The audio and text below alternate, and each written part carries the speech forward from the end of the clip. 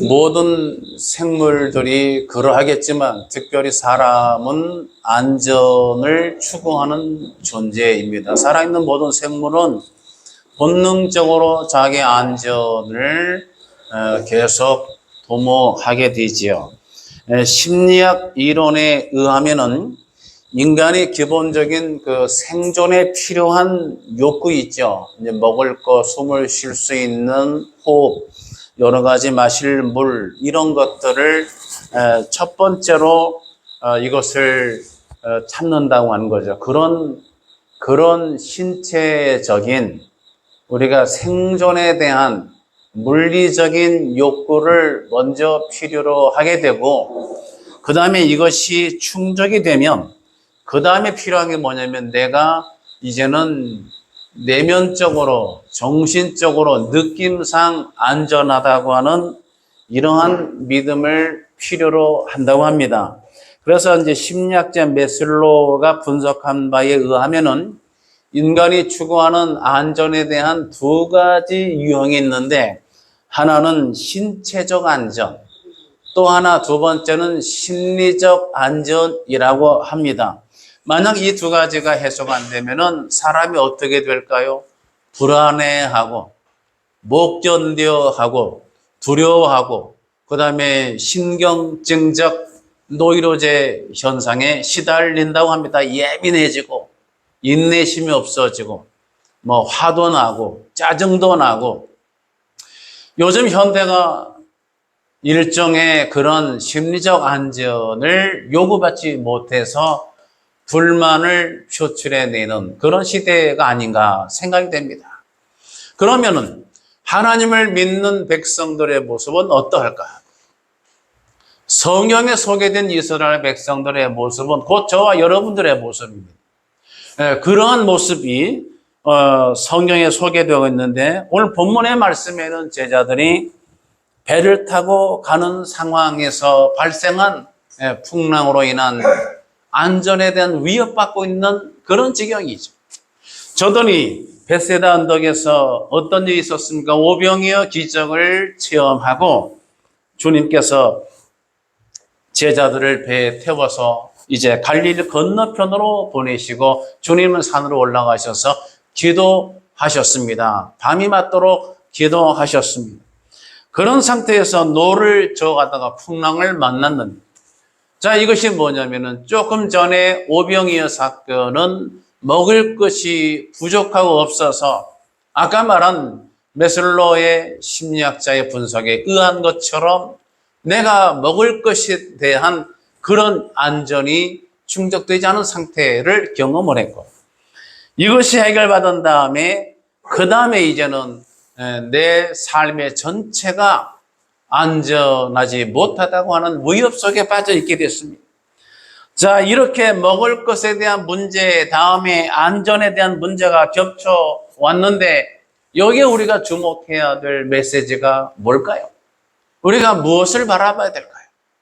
오늘 함께 말씀을 통해서 함께 은혜 받기를 원합니다. 첫 번째 메시지는 인생의 바다에서 누구나 풍랑을 만날 수 있다. 누구나 믿음이 좋은 사람이나 그렇지 못한 사람이나 부한 사람이나 가난한 사람이나 많이 배운 사람이나 많이 배우지 못한 사람이나 건강한 사람, 건강하지 못한 사람 할 것 없이 인생의 바다를 항해하는 과정에서 그 어느 누구도 인생의 풍랑의 문제를 만날 수 있다라고 하는 것입니다.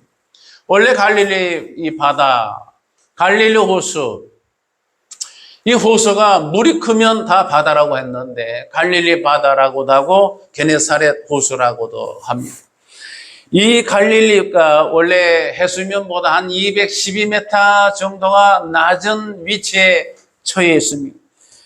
그리고 갈릴리 바다가 쭉 지나간 자리를 통해서 이 요단 지역이 좌우의 고원지대를 양편으로 갈라놓는 구조를 가지고 있습니다. 문제는 북쪽에 있는 높은 고지대 헬몬산, 이 헬몬산에서 만년설이 있는 그러한 고지대 높은 산에서 차가운 공기가, 원래 차가운 공기는 밑으로 내려오죠. 제가 어느 목사님하고 이렇게 같이 뭐 음식을 싸서 야외 나간 적이 있는데 음식 위에다가 이제 얼음팩을 무슨 보온 보냉 가방 있잖아요. 거기다가 얼음팩을 이제 싱싱하게 상하지 않도록 쌌는데 얼음을 다 밑에다 깔았더라고요. 원래 얼음은 위에다 깔아야 됩니다. 차가운 공기가 냉기가 밑으로 가기 때문에 여러분 신선 식품 배달 받아보시면 얼음팩 같은 게 냉동팩이 위에 있는 걸 볼 수가 있죠. 근데 잘 모르시고 밑에다 까셨더라고요. 아주 방석을 차갑게 하셨어요. 차가운 공기는 위에서 밑으로 내려오게 되어 있습니다. 그래서 헬몬산의 차가운 공기가 밑으로 내려서 요단 지형으로 흘러서 갈릴리 바다에 오게 되면 갈릴리 쪽에 이러한 따뜻한 고온다습한 공기하고 만나게 되면 이것이 갑작스럽게 충돌되면서 이상기류가 형성이 되고 그런 이상기류로 인해서 돌풍 또는 광풍의 현상이 종종 발생을 하는 지역입니다. 문제는 이렇게 만들어진 그 바람이 아주 맹렬한 위세를 떨칠 때는 이것을 미칠 광자를 써서 광풍이라고 소개합니다. 성경 누가복음 8장 23절에 보면은 그때 광풍이 호수로 내리쳤다고 기록을 하고 있습니다. 아주 두려운 상황이죠. 자, 이 미친 바람이, 이 광풍이 제자들이 탄 배를 괴롭히고 있습니다. 사랑하는 예배자 여러분, 이 세상을 살아갈 때 이 제자들과 같이 모든 인간은 이러한 예상치 못했던 풍랑을 만나는데 이 풍랑이 별명이 뭐라고요? 미칠 광자를 쐈다 이 말이에요. 태풍이 올라올 때 태풍의 이름들이 있습니다. 저는 궁금했어요. 어느 날은 옛날에는 허리케인, 또 어느 때는 매미, 또 막 여러 가지 이름이 있는데 도대체 저 이름은 누가 짓는 걸까 하고 알아봤더니 각 나라에서 정해서 이제 돌아가면서 이름을 하나씩 내놓는 거예요. 그래서 순서대로 그 이름을 채택해서 태풍의 이름표를 달아주는 것이더라고요. 요번에 태풍 또 없나요? 요새는 태풍이 그나마 자주 없어서 조금 우리나라가 조금 편안한 상태에 있는 것 같습니다. 자, 그 제자들이 타고 있는 배임에도 불구하고 제자는 누굽니까? 우리 예수님으로부터 말씀을 듣고 배우고 훈련받은 그런 신앙의 어떤 그런 모델들이 아니겠습니까? 그런 저들이 이렇게 풍랑을 만났는데 뒤집어 말하면 어느 때나든지 하시에라도 풍랑을 만날 수 있는 게 인생이다. 이렇게 정리할 수가 있습니다. 이 땅 지구만 해도 1년 12달 내내 항상 평온하고 맑은 날만 있지 않습니다. 어느 날은 평온하다가 갑자기 비바람이 불어닥치고 아예 위력 있는 태풍이 불어오기도 하고 태풍이 불어오다가 또한 이것이 오른쪽 왼쪽으로 꺾이기도 하고 우리나라에도 태풍이 올 때 일본 쪽으로 이렇게 꺾여 우회했다면은 우리가 안도의 한숨을 쉬고 이렇게도 하잖아요. 때로 이런 인생의 풍랑이 오는데 이렇게 풍랑이 자연재해로 오기도 합니다. 엄청난 폭우나 태풍이나 극심한 가뭄이나 기근, 또 우리가 얼마 전에 겪었던 코로나19와 같은 예기치 못했던 바이러스로 인해서 정말 내 주변 사람이 하나 둘 죽어가는 것을 우리가 볼 때 얼마나 두려웠습니까?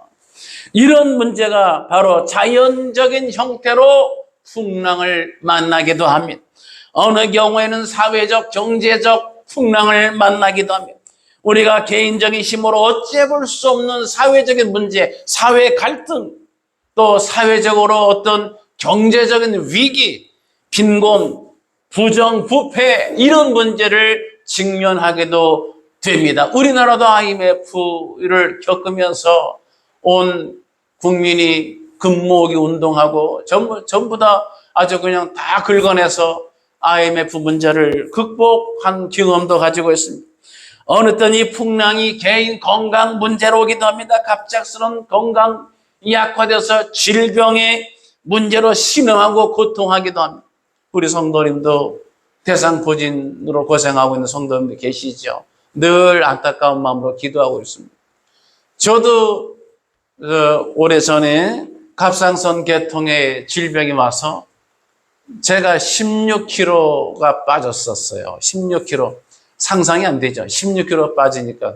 제가 운동에서는 2kg도 잘 안 빠지는데 16kg 빠져서 눈이 커졌습니다. 이게 빠지니까 눈이 커 보이더라고요.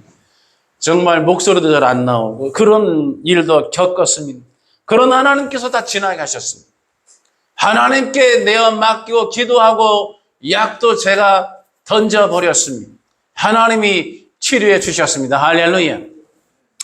그 다음에 이런 풍랑이 때로는 정신적으로 오기도 합니다. 갑자기 멀쩡하던 사람이 우울증에 시달립니다. 내 삶이 무의미해지고 슬픔이 오고 우울해지고 정신적인 빈곤에 빠지면서 자신감을 잃어버립니다.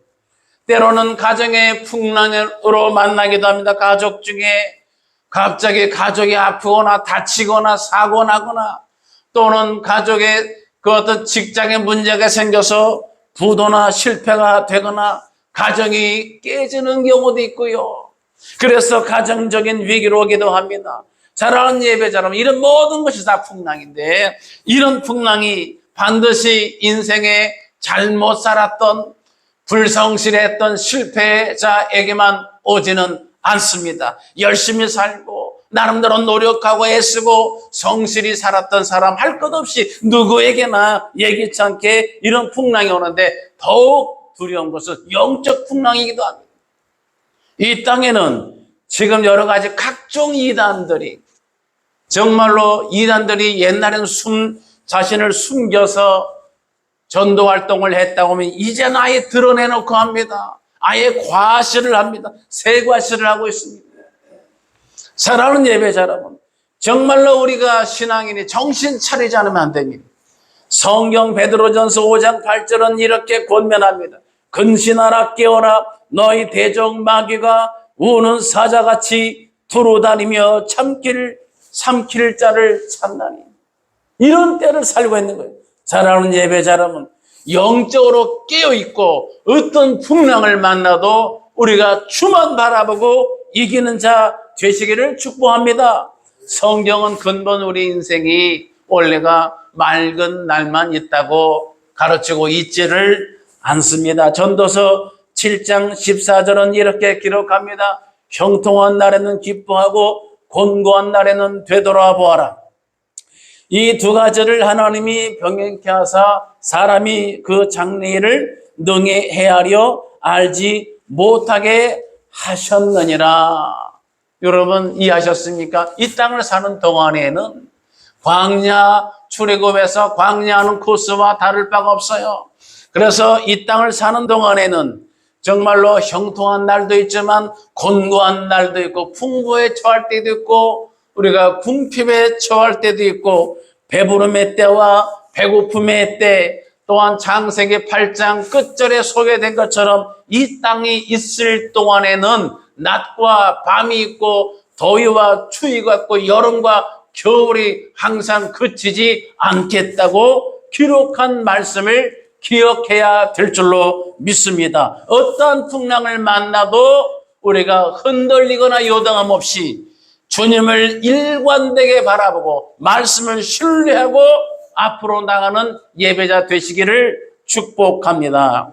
두 번째 메시지는 오늘 이 본문에 이 같은 풍랑이 언제 왔느냐, 그 시기의 문제입니다. 바로 오병이어의 기적을 체험하고 난 직후에 왔다고 하는 것이죠.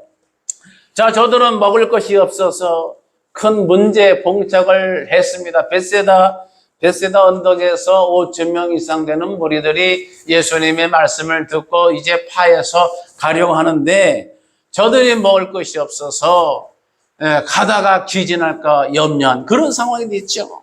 자, 5,000명이 넘는 군중들, 5,000명의 남자 장정만 계산을 한 것이기 때문에 더 많은 숫자죠. 저들을 먹이는 문제, 이것은 보통 문제가 아니에요. 요즘에는요, 인터넷 유튜브 시대인데 유튜브를 보게 되면 요새는 인기 있는 유튜버들이 정말 그 구독자가 많은, 요새는 막 100만 있고 막 엄청나잖아요.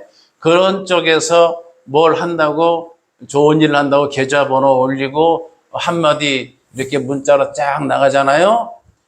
그러면은 전국에서 막 외국 해외에서 막 계좌에다가 송금을 해가지고 억 단위는 그냥 몇 시간 만에 그냥 다 모아져 버린 그런 시대예요. 그런 시대. 지금은 트렌드가 좀 그렇습니다. 그러나 당시에 예수님과 함께 했던 제자들이 모여있던 성경 기록될 당시에 그럴 방법이 있습니까? 그럴 만한 힘이 없습니다. 저들에게는 그럴 만한 돈이 있습니까? 그럴 돈을 가지고 있지 않습니다. 그럴 만한 어떤 누군가를 통해 도움을 받을 수 있습니까? 그럴 만한 도움을 받을 만한 연줄도 있지를 않는 이 땅의 낮은 지위의 사람들이 제자들이었습니다. 당시에 머리 계산이 빠른 빌립이 저들을 먹이려면 200데나리온의 돈이 있어야 되겠다고 주님께 보고를 하죠. 200데나리온. 여러분, 그러면 비용이 얼마나는 얘기 환산해 볼 수 있죠. 데나리온 하나가 하루 임금이니까 요즘 말하면 하루 일당 15만 원 계산하게 되면 이게 어떻게 돼요? 200이니까 이게 3천만이 되죠. 3천만 원 정도. 그 많은 무리의 식사를 해결하기 위해서는 3천만 원 정도의 돈이 있어야 됩니다. 3천만 원 돈이 있습니까? 없습니다. 마련할 방법이 없습니다. 무슨 신용카드로 긁을 만한 것도 없습니다. 저들은 아무런 해결할 만한 근거를, 능력을, 여건을 가지고 있지 않습니다. 그런데 해결이 됐습니다. 우리 주님이 축사하시고 떼어 나눠주라고 했을 때 순종해서 떼어 나눠줬더니 저들이 배불리 먹고 남은 조각을 거둔 것이 12바구니가 됐습니다. 사랑하는 예배자라면 이런 기적을 일으켰는데 이 풍랑이 이런 기적이 있고 난 직후에 일어났다고 하는 거예요. 그러면 이 기적은 뭐예요? 많은 신앙인들이 이 기적을 좋아합니다. 많은 믿는 사람들의 현대인 신앙인들도 이렇게 내가 배부르고 물질로 내가 아주 흥한 자가 되고 축복을 받는 이런 신앙을 선호하잖아요. 그러다 보니까 오해를 불러일으키는 겁니다. 사랑하는 예배자 여러분, 우리 주님이 모이는 사람들에게 축사하셔서 무조건 부자가 되게 하고 돈 문제를 다 해결해 주시고 먹을 것이 막 생겨나고 이렇게 하시는 주님인 것으로 오해를 해서는 안 됩니다. 주님은 우리에게 육신의 떡을 주러 오시는 것이 아니라 생명의 떡으로 오신 주님이신 줄 기억하시기 바랍니다. 이 오병의 사건이 왜 영적인 생명과 관련되느냐?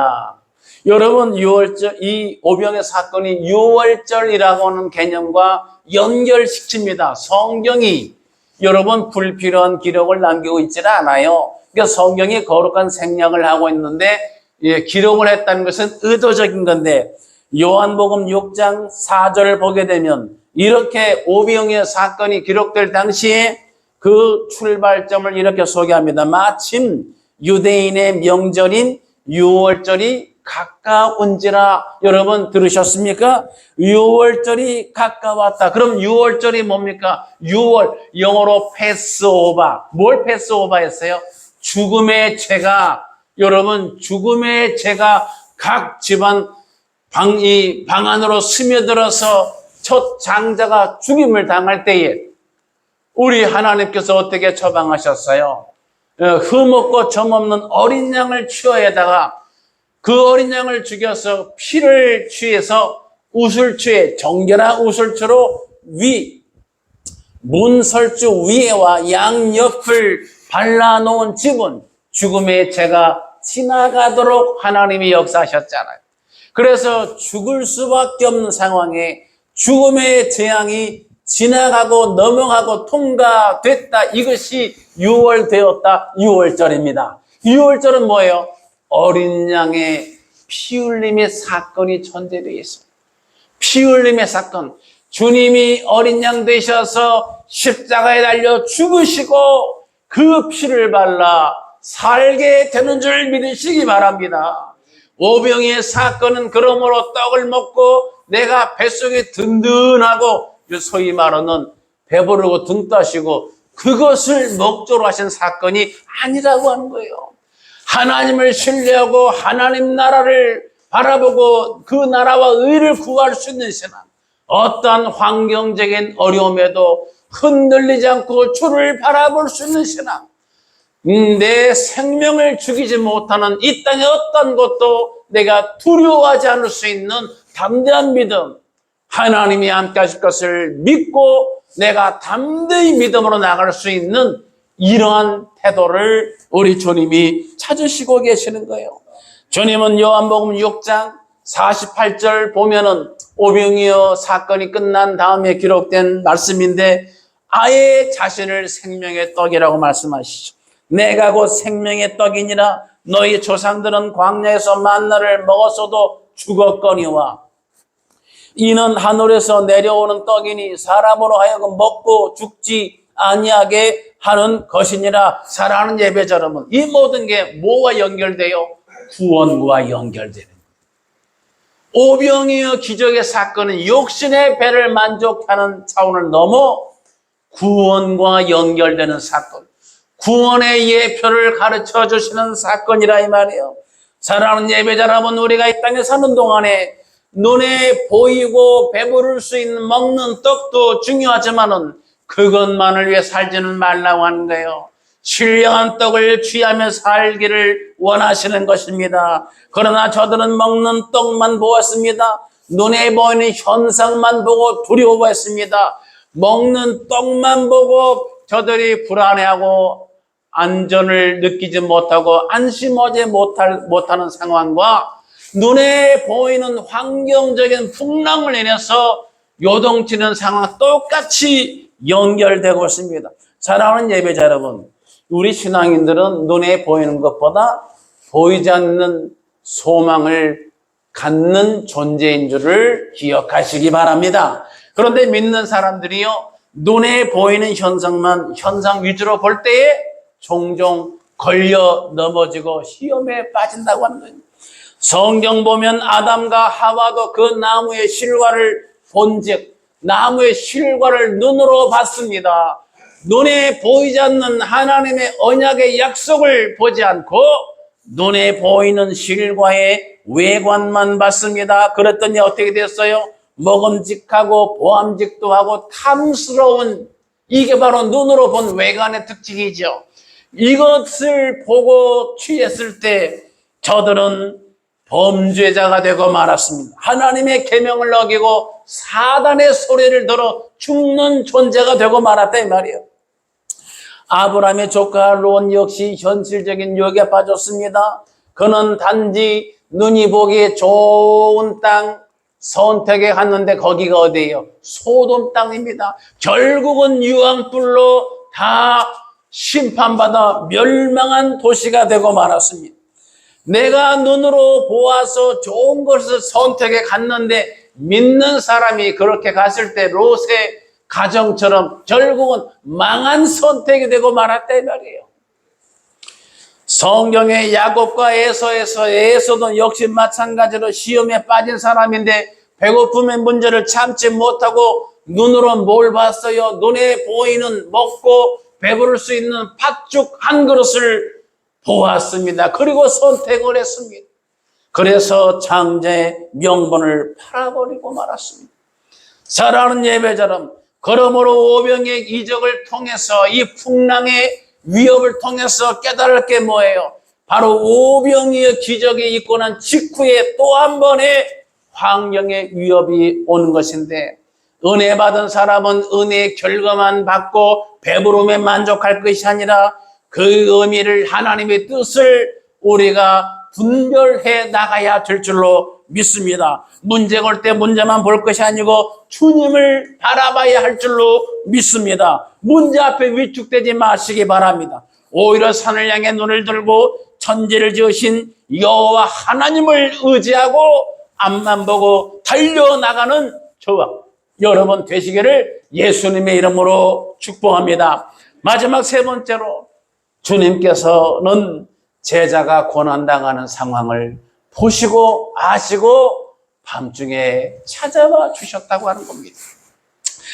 오늘 본문의 48절에 보면 바람이 거스름으로 제자들이 힘겹게 노 젓는 것을 보시고 밤 사경쯤에 바다 위로 걸어서 그들에게 오사 지나가려고 하심에, 여러분 밤 사경, 유대인의 시간은 1경, 2경, 3시간 단위로 나누죠. 1경은 오후 6시부터 9시, 2경은 9시부터 12시, 3경은 12시부터 새벽 3시, 4경은 오늘 본문의 4경이죠. 새벽 3시에서 6시 사이입니다. 가장 사람이 피곤할 때, 가장 취약할 그때입니다.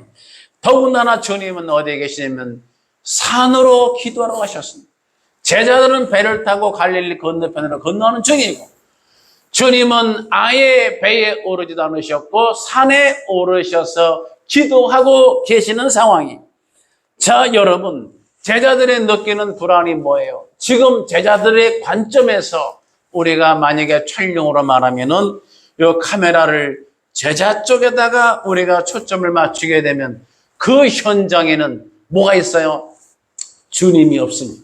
주님이 보이질 않습니다. 그 제자들이 탄 배에는 우리 주님 예수 그리스도가 함께 타지를 아니하셨습니다. 현장에 안 계십니다. 내 눈에 안 보이십니다. 그럼 뭐가 보입니까? 풍랑이 있는 겁니다. 내 바다가 요동치고 있는, 아주 안전에 위협받고 있는 내 지경이 보입니다. 내 가정, 내 사업, 내 직장이 요동치고 흔들리는 현장인 겁니다. 거기다가 시간적으로 어느 때요? 사경, 밤 사경. 그러니까 밤새 시달리고 밤 12시 넘어서 자 3경 12시부터 새벽 3시까지 막 시달리고 고난당하고 괴로움당하고, 얼마나 고난당했어요.